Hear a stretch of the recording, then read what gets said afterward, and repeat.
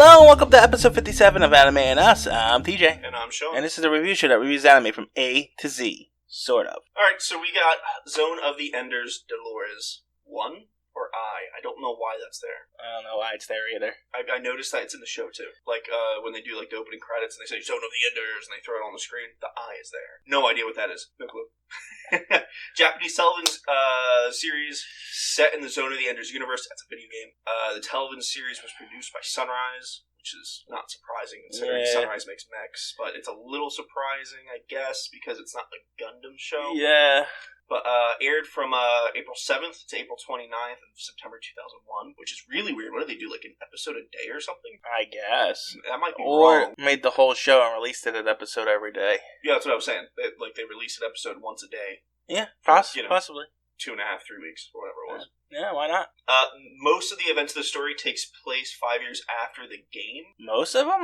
I don't know. Look, I thought... I'm reading the plot right now. The events of the story take place 5 years after Zone of the Enders 2167 Idolo. Maybe that's a specific game. The events which refer to as Daimos Affair. The first 12 episodes take place before the first game, Zone of the Enders. Okay. And then the last 14 episodes or whatever it is was supposed to take place after that. Okay. But I'm not sure how it also takes place 5 years after something if half of it's split before and after. I don't know. I don't really give a shit. That doesn't make sense, no. Yeah, for the record, neither one of us has played the games. Yeah, not at all. I've heard the name. I've heard the name too, but... I can't remember box art or anything like that. But I looked up some screenshots of the game, and it just looks like a very mechy game. Yeah, from early 2000s. So it's like, it's not like I even had an interest to go look at it. Yeah, no, not at all. So, anyway. Premise. Yeah, premise. You premise. go ahead. I said it this time. Yeah, no, I said it. You have to do it now. No, you're the premise guy. I said premise. You always say premise. So pretty much, there's this, he's not a smuggler. He's a freighter, right? The main guy, James. He's a delivery boy. Yeah, but he's like a freighter in space. You're right. Carrying stuff from place to place. Earth to Mars. Yeah, he's a delivery boy. And he gets the shipment. He doesn't really know what it is, well, but he's kind of dumped on it. That's not really what happened. Not really, but he gets it. I got criticized by our friend at work the other day because they were listening to our podcast. Who? Sky. Oh yeah, that's not a friend. Well, I hope she listens. Her and Drew apparently listened to our other friend Drew listened to the podcast. Yeah, once I told them it's on Spotify, they were like, "Oh, I didn't know that." Oh, is that where they found it? Yeah. But they said they were listening, and Sky was like, "You always talk over Shawn and stop and interrupting him." I'll probably do the same though. But she specifically said it about me, so I've been. They just like me more. That's probably why they brought it up. I know I do it to you too, so I wouldn't worry about that too much. Okay, but like what you're saying is like minor backstory to him being a freighter and getting this package. It's pretty irrelevant, so that's why I didn't. Well, it's relevant because he initially says he's not taking the package from the guy. Yeah, and then the guy like, gives he didn't know what it was or something like that. Yeah, because the guy betrayed him earlier, screwed him over. But then he gave it to another guy, and that guy gets killed by the main bad guys. Yeah. So it's kind of it introduces. All right, I guess it's relevant. Anyway, he gets this package and he has to deliver it, and it's this giant pink box. Yes, and then he starts getting attacked by someone for some reason. I watched that episode like 2 weeks ago. His spaceship gets attacked by probably the guy that killed one of the guy that looks like there's like 7 of them. There's like quadruplets or whatever they are. They all look exactly the same. I'm assuming they're clones or maybe animation costs. No. Just draw the same guy a bunch of times. No, it looks like it's plot relevant because. Probably.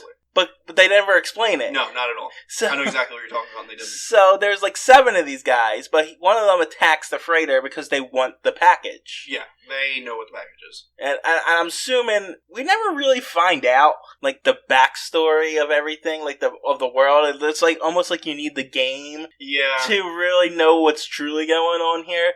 But that's kind of interesting though. If you do play the games and then you also watch this, you're getting the perspective from just a guy in the because world. we never really find out who these guys are essentially. Mm-hmm. but you kind of do. You get an overall idea towards the end. Someone in the government, I guess. That's what I got a feeling. Yeah, and the well, first of all, it's Mars and Earth. We colonized Mars. Yeah, they're all on Mars in the beginning of the show. Are they? Yeah, I'm pretty sure they're on Mars. I thought they were on some kind of space station. I don't know. It doesn't matter. It's really it's a. We're spending a lot of time on this part. He gets attacked, and then the giant pink box turns into a pretty much a Gundam. It doesn't turn. They call it orbital frames. The box opens, and she's an AI. The box opens, and inside is a Gundam. And she doesn't turn into from the box. She whatever it is. She calls herself Delores, and I'm saying she because it's a female. Well, she is. She's based on a consciousness of a female girl. That's for later. But the people that made her and the people that want her call her Isis, and it's spelled the same way as ISIS, which is hilarious. Yeah, but this was before ISIS. Oh, of course. It's just hilarious to hear him say ISIS over and over again for like the first 16 episodes or so. After that, I don't really think they refer to her as ISIS anymore. No, they refer to her as Delores and this is not your typical mech anime because even though he does get inside the mech, which by the way, guess where the cockpit. I was getting to that. My God. It's a female mech that has a cock, and that is where the cockpit is. Yeah. He literally gets inside of this almost phallic shaped, almost. Not really. It's protruding from the crotch. Between the legs. And it's, oh God, that's just weird. And it's the whole, it's not even just that one, it's all the mechs. Yeah, they all go in there.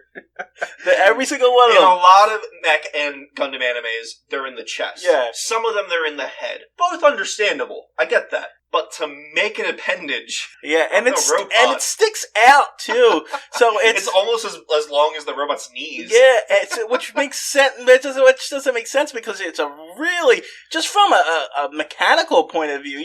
The whole cockpit is out in the open. Yeah, it doesn't make any sense. So you're not protecting you're going to be destroyed. If you destroy that one part, it's the whole thing's destroyed. Mm-hmm. Yeah, it was really weird. I don't know why they chose to design it like that. Maybe they're trying to be different, right? But man, just that's stupid. But yeah, I mean, the mechs are really not a big part of it. I mean, the one mech is, but she's an AI, and she's pretty much her own character. Yes. So it's really not a mech anime. Yeah, and the mechs are just for fights. Yeah, essentially. I guess a lot of mech animes are like that, but the ones that aren't are terrible because it's just stupid, shitty mech fights all the time. Yeah, we'll get to one of those soon. No, we won't. Anyway, yeah, and then he's trying to get to Earth for some reason. Oh, he's... Still trying. I don't know if he's trying to deliver the package. No. So like they're after him and they're like charging him with crimes and stuff. And he's trying to. Hold up. Maybe he's going to his family. Stop. I mean, I know it's been 2 weeks for you, but man, you just forgetting major details here. It was boring. They were. It was not boring. No, it was pretty boring. I don't like the dialogue at all, and I don't like the writing or the voice acting. I should say, writing and dialogue is the same thing. I didn't have that problem at all. I actually liked the show. Okay. I forget what I was going to say. Oh, the ship was destroyed in Earth, and he was outside of Earth's atmosphere, so he had to get down to the planet. He was stranded up there. Oh, yeah, that was like a whole thing. Right. And he goes down, and now they think he killed people on his ship, so now the whole Earth government is after him, and so he's going and trying to reconnect with his kids. While trying to, prove his innocence. Prove his innocence, right. And he's pretty much like a drunkard and a terrible father, and... They put him like that, but he must have told her to turn over and leave, because he's a pretty decent father in the actual show. Right. I mean... They make him seem like he used to be a bad father. Yeah, and because they say that his wife is dead. There's a couple funny things about it that I did like. Like, he's running gag in the show for most of the show, is that he has this book, it's like how to be a parent for dummies, pretty much. Yeah. That was kind of funny. A little tiring at some points, but it was pretty good. I liked that. But that even pays off, because they end up meeting the author of that book later, and he's a terrible father. It was a terrible episode. It was so stupid. But it paid off. It felt like a filler episode. Like, we gotta make this an extra episode long, and we don't have any extra story to put in, so let's throw this in there. Well, I mean, it felt... I guess it could have been paid off as a filler episode, but it kind of paid off in the fact that he was been reading this author. He's not a real father. Yeah, he was a terrible father. He was a terrible father. He just let his kid get thrown in jail he called the cops on his own kid, and without even trying to help him. Probably because he stabbed someone. Yeah, true. But there was... I don't call that being a bad dad. There was extenuating circumstances. He didn't even hear him out, though. Yes, that's a problem. He just, like, he got a phone call and says, and he's like, okay, hung up and called the police. Yes. So, I mean, they just straight up say that this guy is a bad father throughout. But comes to the realization at the end of the episode, and it's character progression, it's story progression. So, yeah, it made a filler. I like the fact that it focuses on the whole family aspect. I do like that, too. Like, there's no love interest. I mean... Not really. I mean, his wife, they find out she's around. But that's not really a love interest because they're already married. They're already married, and then the kids have... Like, there's no real arc to that besides, hey, you're alive. Okay, we're together again. The kids have kind of love interests, but there's twists in that too. Yeah. So I mean, man, we're just jumping around. Well, the story's weird. They go back and forth between a couple different places. Eventually, they go to Mars. Well, they spend the first 6 episodes or so on Earth trying to escape. Get back out of Earth, yeah. Because now they're on planet Earth and as fugitives, and you need a ship to get you off. You need a ship to get off. They're trying to hide this giant mech at the same time, who has her own personality with the personality of a 5-year-old. For the most part. So, yeah, so that's a big part of the story, is pretty much hit the main character's arc with the mech and her 5-year-old personality, and pretty much grows to see her as a daughter, but part she of the family. Calls him uncle. Right. Weird. By the way, can we talk about his catchphrase? What's his catchphrase? Great Scott! Is it? He says it maybe 30 or 40 times throughout the show. It does kind of sound like... He says it so much. How does that not bother you? Oh my god. That bothered me so goddamn much. He says it all the time. I like this. Isn't that a Back to the Future thing? Yeah. It's, what's his name? I don't know. I forget his name. How do I forget his name? God, who cares? If people know Back to the Future... They're gonna scream at us for this. I don't particularly like the movie, so... You don't like Back to the Future? It's okay. It's not terrible. Just everyone's like, oh, it's so great. Wow, you're gonna get so much hate. I hope so. Anyway, that and then the one bad guy throughout the show that's trying to capture them the whole time. He always calling him John Carter. Yeah, which makes sense. I get it, but it's like, all right, you're beating a dead horse. You said it 40 times already. Let it go. Well, and he's saying it until the last episode when he dies. Well, because he doesn't remember his name. Remember his name. He does it. He calls him John Carter. John Carter from Mars is a book series, if you don't know. So, and he falls in love with an alien. He's an Earthling, gets trapped on Mars, falls in love with an alien Mars princess, and so forth. And the main character is married a Mars girl. Yes, he's from Earth. She's from Mars. And apparently Mars and Earth are at each other's throat and don't really like each other, even though there's an alliance. Which is another really funny thing in the last episode. he has this touching moment. Oh, right. Talking about coming together. And, oh, God, it was so corny. This was so full of tropes, but I found it hilarious. Yeah, I mean, that's fair. It is full of tropes, but at the same time, it's like, oh, just laugh at it. Yeah, that's what it was going for, though. That's what I think what the series was. It didn't take itself seriously. I think the dub might have been going for that. Like, in the way they were portraying their voice acting and everything. Maybe. I'm pretty certain if you were reading it, it wouldn't come off that way. Like, from a subbed version. Okay, but I only seen the dub version. Well, that's fair, but you also gotta bring it up. So,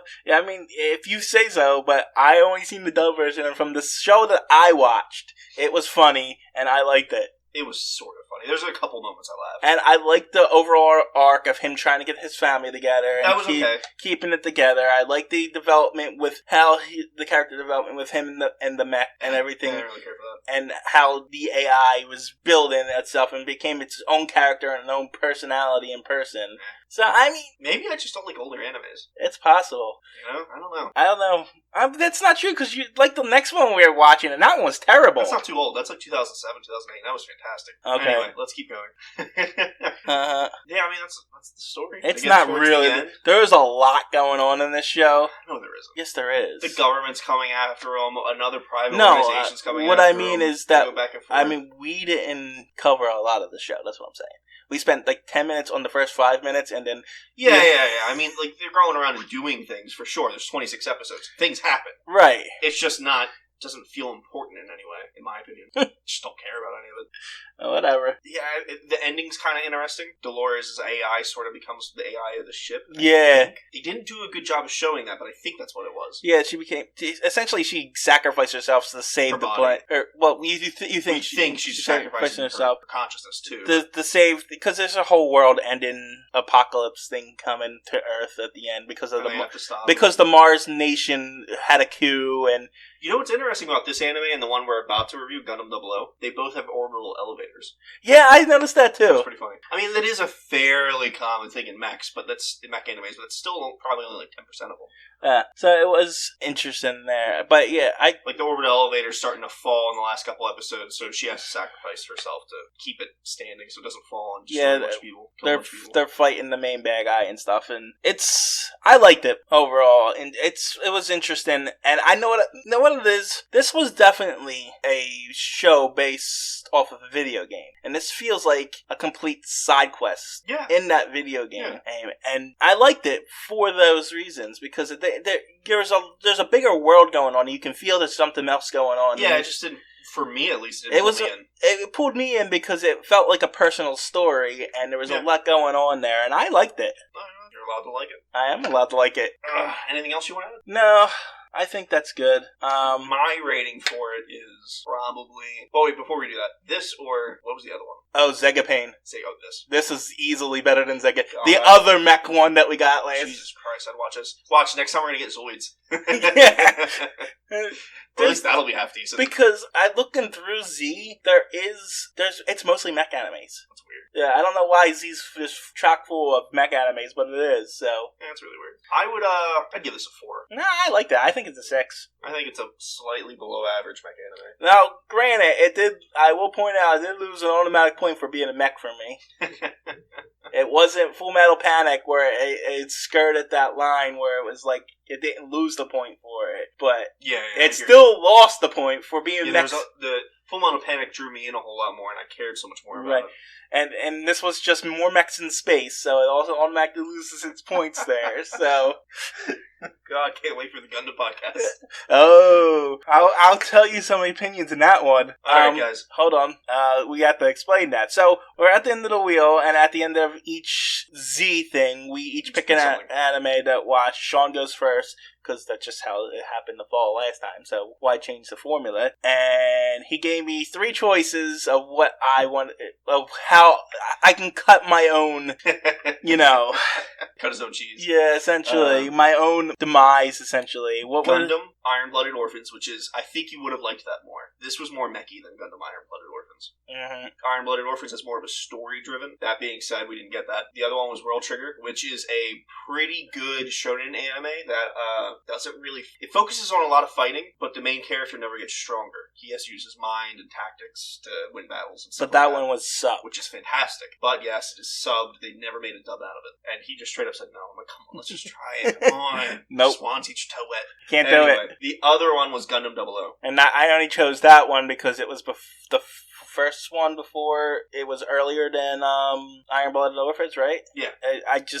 If I'd never seen something, I'd like to start from the beginning. Yeah, it was like probably like 10 years before. So, I mean, I would have rather watched if I was stuck watching a Gundam, I would rather watch the first series to see where it all started. The problem is, Gundams are like, oh man, like, Gundam is similar to, like, a Batman story in a comic book form. A new artist makes a new Batman. No, I got you. I understand that. Each Gundam anime is different. I got you. Know what I mean? So, like, you could watch a beginning one from, the 80s, but it doesn't really matter. No, I understand that, but it's not also like Batman where you have 70 years of comics you need to catch up on. Like, if Batman started in, like, the 80s, I would have read every Batman comic from the 80s forward, starting at the first one, before starting with the new ones. That's just how I am. I need to start at the beginning. God, I wonder what the first Gundam anime is. I think it's just called Mobile Suit Gundam. We'll have to look into that. Yeah. Just to know for ourselves. That sounds interesting. So, yeah. But yeah, you got Gundam 00. So that's what we're going to do next time. Which, by the way, is very widely accepted as a pretty damn good anime.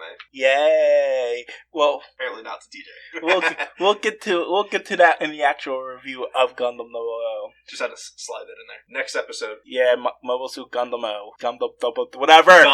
Bye. Bye.